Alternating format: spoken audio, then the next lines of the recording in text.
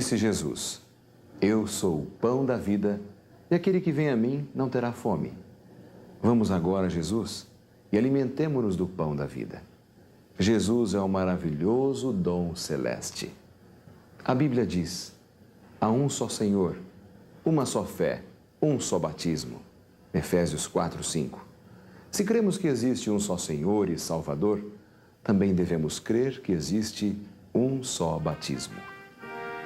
O batismo foi ordenado por Cristo nas palavras: Ide, portanto, fazei discípulos de todas as nações, batizando-os em nome do Pai, e do Filho e do Espírito Santo. Como vemos, o batismo é parte da comissão ou encargo dado por Cristo aos discípulos antes da sua volta para o céu. Que simboliza o batismo? A resposta está nessas palavras de São Paulo: Ou porventura ignorais que todos os que fomos batizados em Cristo Jesus fomos batizados na sua morte? Fomos, pois, sepultados com ele na morte pelo batismo, para que, como Cristo foi ressuscitado dentre os mortos pela glória do Pai, assim também andemos nós em novidade de vida. Romanos 6, versículos 13 e 4. A cerimônia batismal é a cerimônia que mexe com o coração da gente e também movimenta os anjos de Deus no céu. Diz a Bíblia que há uma grande festa no céu quando um pecador se arrepende, mais do que por 99 justos que não necessitam de arrependimento. Por quê? O que realmente significa o batismo? O batismo tem 3 significados. O primeiro é morte para o pecado. O segundo é sepultamento dos pecados. E o terceiro é a ressurreição para uma nova vida. Se você observar bem, o batismo representa exatamente o que aconteceu com Jesus na cruz do Calvário. Jesus morreu, foi sepultado e ressuscitou. Assim, quem aceita Jesus deve morrer para o pecado, sepultar os seus pecados e ressuscitar para uma nova vida. O batismo é uma ordenança simbólica e comemorativa da morte, sepultamento e ressurreição de Cristo. O batismo foi estabelecido por Cristo como condição para sermos reconhecidos como estando sob a jurisdição do Pai, do Filho e do Espírito Santo.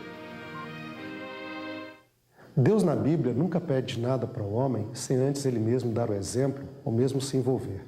Nós podemos ver isso nas Escrituras, por exemplo, com respeito ao batismo.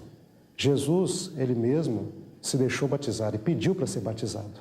No entanto, ele não necessitava ser batizado porque ele não tinha pecados. A mesma coisa aconteceu na criação. Deus não se cansou, não precisava descansar, mas ele decidiu voluntariamente descansar, e descansar no dia de sábado.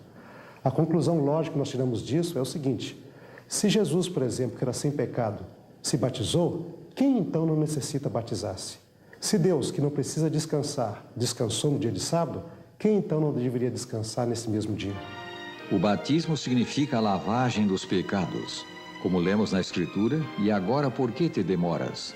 Levanta-te, recebe o batismo e lava os teus pecados, invocando o nome dele.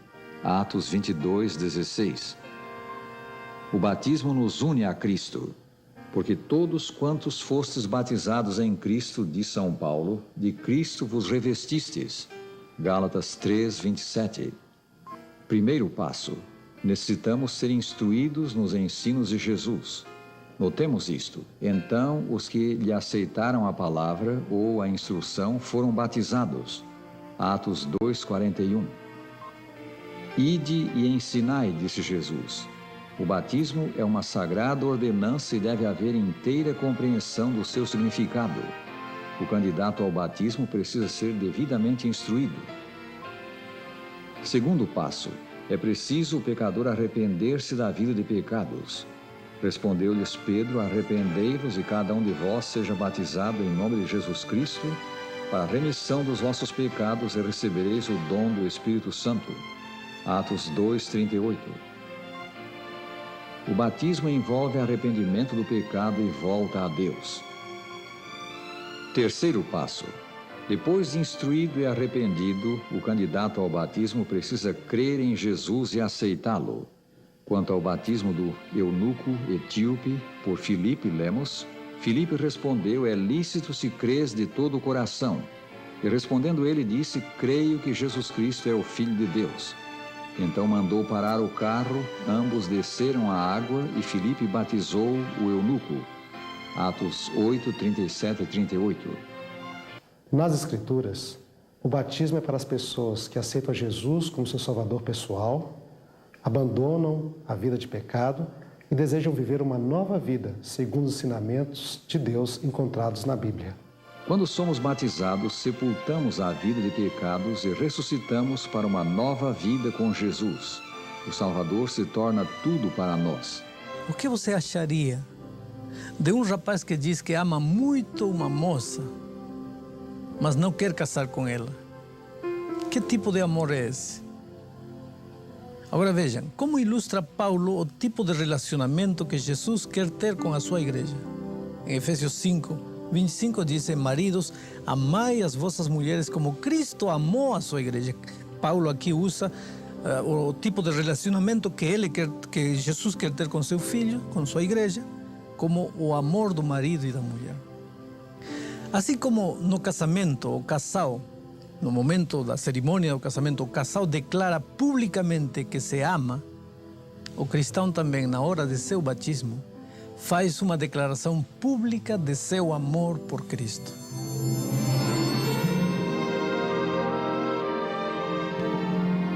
O batismo ensinado pelas Escrituras é o batismo por imersão. A palavra grega da qual deriva a nossa palavra batismo significa imergir, mergulhar. Assim foi Jesus batizado por João Batista. Ele foi mergulhado na água. Jesus é o nosso exemplo. Do modo como ele foi batizado, assim devemos nós também ser. Como ainda há pouco mencionamos, a palavra batismo vem de uma palavra cujo sentido é imergir, mergulhar.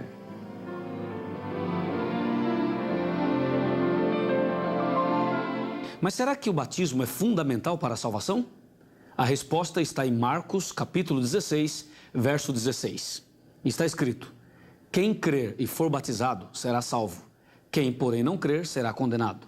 Então a resposta é esta: o batismo é fundamental para a salvação. Mas vem uma outra pergunta: alguma pessoa pode ser salva sem passar pelo batismo? Sim, é possível, em casos especiais. Um exemplo é aquele ladrão que estava na cruz ao lado de Jesus. Ele se arrependeu, ele se converteu, ele aceitou Jesus. Não deu tempo ele ser batizado. E Jesus lhe disse: em verdade te digo hoje, estarás comigo no paraíso. Cristo fez do batismo a porta para entrarmos na igreja. O batismo é a porta de entrada para a experiência cristã. E agora vem um crescimento. Você vai crescendo a vida toda. E nesse processo de crescimento, muitas vezes, por sua humanidade, se você soltar a mão de Jesus, pode até escorregar. Mas você continua a caminhada cristã. Se você acha, ou se você pensa assim: eu vou durante um ano portar-me bem, cumprir tudo para poder me batizar, você nunca vai se batizar. Porque você sozinho está perdido, você nunca vai conseguir por suas próprias forças. Agora, e se você tiver medo de não conseguir se manter firme, o que deve fazer? Deve ler Judas, versículo 24. Judas tem só um capítulo. E aí diz assim, que Deus, Ele nos manterá firmes até o fim. Não tem que ter medo, então. Porque a tua firmeza na fé não depende de você, depende de Deus. Ao recebermos o batismo, tornamos-nos membros do corpo místico de Cristo, a sua igreja na terra. Quem decide entrar no reino espiritual sente que todos os poderes e paixões da natureza carnal, acompanhados das forças do reino das trevas, se arregimentam contra ele para desencorajá-lo. É necessário, para vencer, renovar a consagração a Deus cada dia.